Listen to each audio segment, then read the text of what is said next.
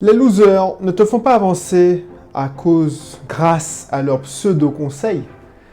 Si tu dois avancer, c'est parce que tu réagis bien après leurs conseils.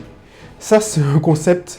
Je vais discuter de ça avec toi. Enfin, je vais t'exposer mes pensées durant ce nouveau contenu. Bonjour. Alors, si tu ne me connais pas encore, Audrey Cédric, je suis en Martinique. Actuellement, ça fait plus de 5 ans que je n'ai pas de fiche de paye.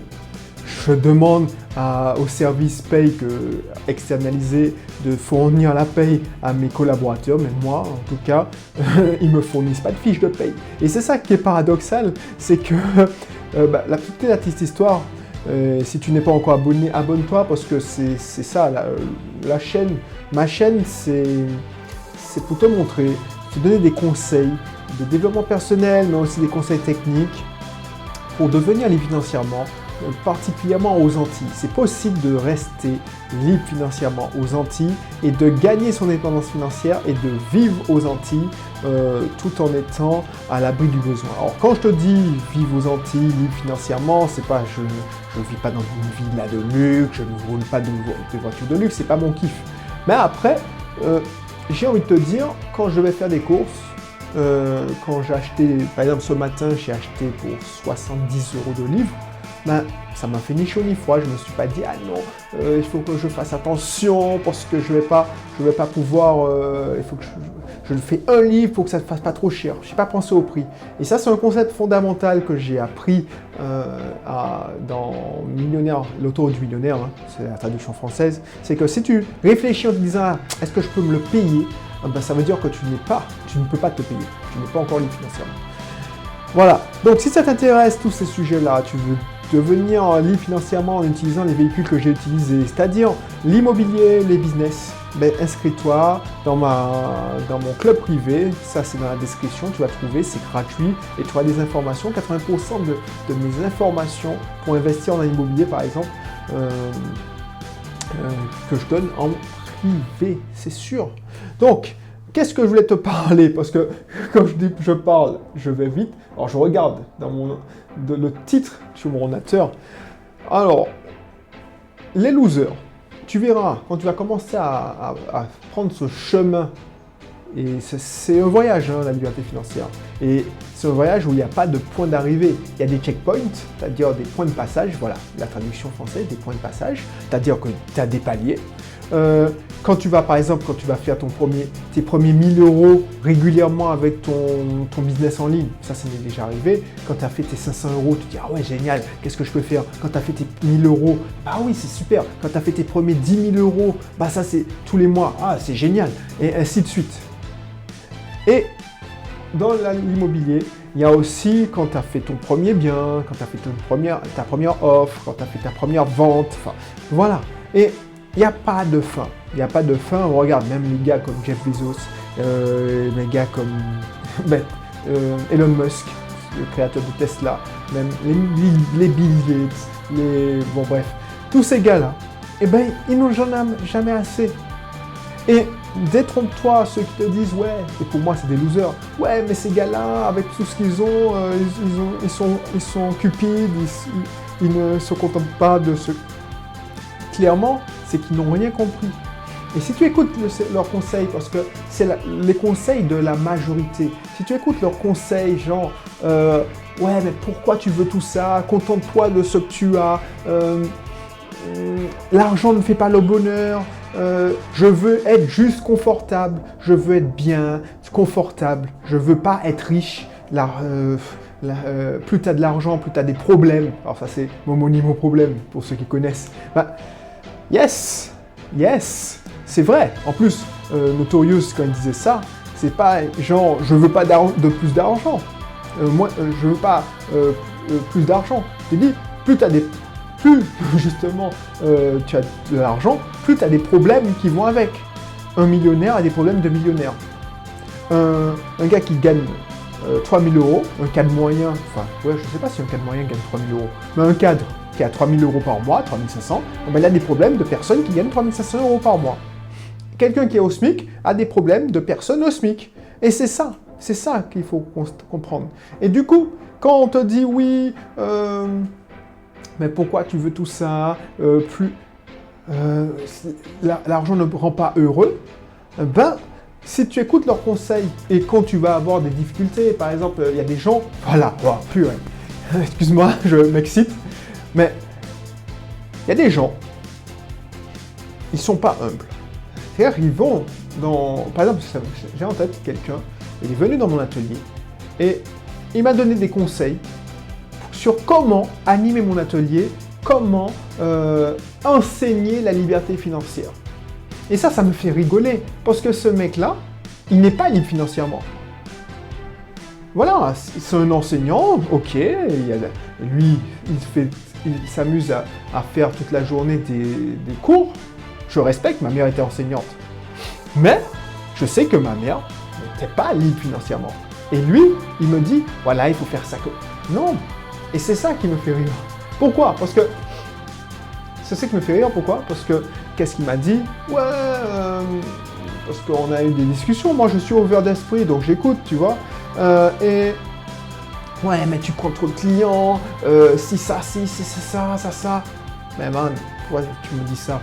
Est-ce que tu es dirigeant de plusieurs sociétés comme moi? C'est-à-dire que c'est pas parce que on a trouvé un client qu'on arrête de chercher d'autres clients. C'est n'importe quoi. Mais lui, il se sentait obligé de me faire des leçons parce que lui, justement, il pense que comme il est un peu plus intelligent, soi-disant, que la moyenne des personnes qu'il fréquente, il dit, je suis légitime pour lui donner des conseils. Parce que tu ne vois pas les différences de niveau. Pour moi, c'est le... Voilà, je me mets à ton niveau. Mais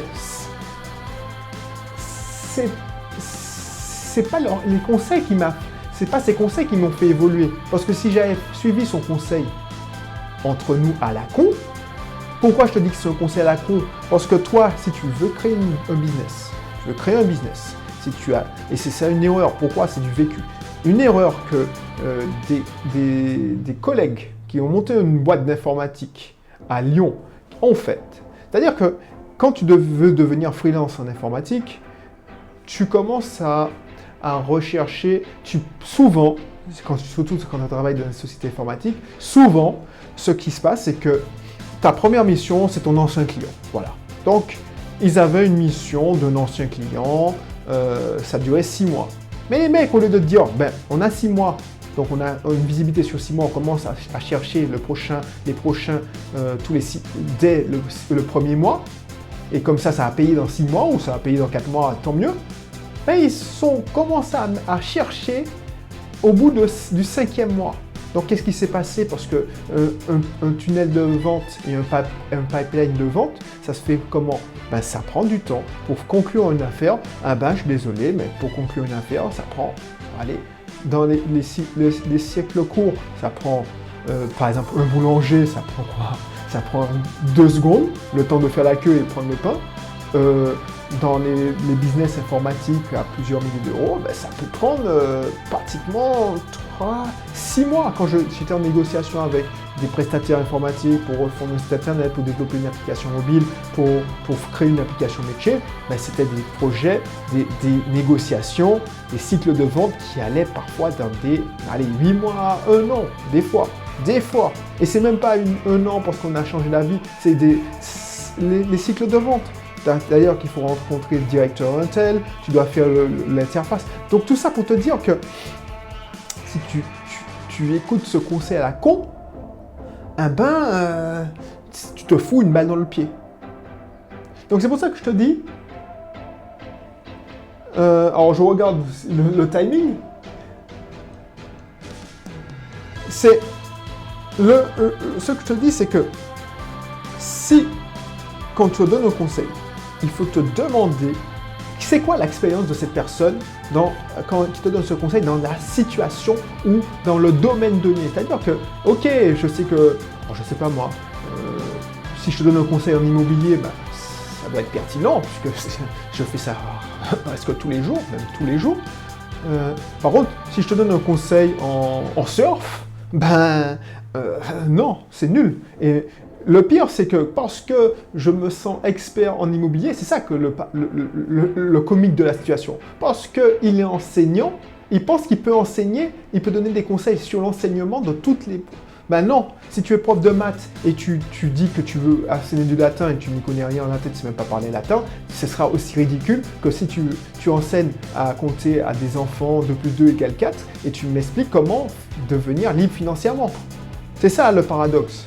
Donc tout ça pour te dire que toi, quand tu entends ce genre de conseils, déjà, deux façons de réagir. Soit tu dis merde, c'est vrai, ça c'est pertinent, parce que c'est la majorité, et c'est le biais qui est indiqué dans Influence et manipulation de Robert Cialdini. Le biais, c'est que l'autorité, c'est la preuve sociale, c'est-à-dire comme tout le monde le pense, eh ben, ça doit être vrai. Alors que, rappelle-toi, quand tu es libre financièrement, ça veut dire que tu es 5% des personnes. La grande majorité galère financièrement. Donc du coup, quand on te donne un conseil, qu'est-ce que tu dois faire? Tu dois dire, merde, ça a l'air vrai, mais est-ce que cette personne-là qui donne un conseil, quel est son niveau en liberté financière? Et là, tu te réfléchis, tu dis, ah ouais. Ensuite, donc, il y a des gens, ils vont de façon 1 de réagir, c'est, ah ouais, ok, je recule. Mauvaise réponse, parce que si j'avais reculé, je dis, ah effectivement, il a raison, mon business aurait, on va pas couler, mais j'aurais ralenti mon business. Deuxième chose, il y a des gens, ben, c'est la meilleure façon de dire merde. Effectivement, il me dit ça. Donc il pointe dit pourquoi il me dit ça. Et c'est se remettre en question. Et se dire, effectivement, peut-être qu'il y a un moment, je dois changer ma manière de faire pour pouvoir augmenter. Parce qu'il ne faut pas arrêter de chercher de clients, mais que ceux qui sont déjà là, eh ben, ils sentent que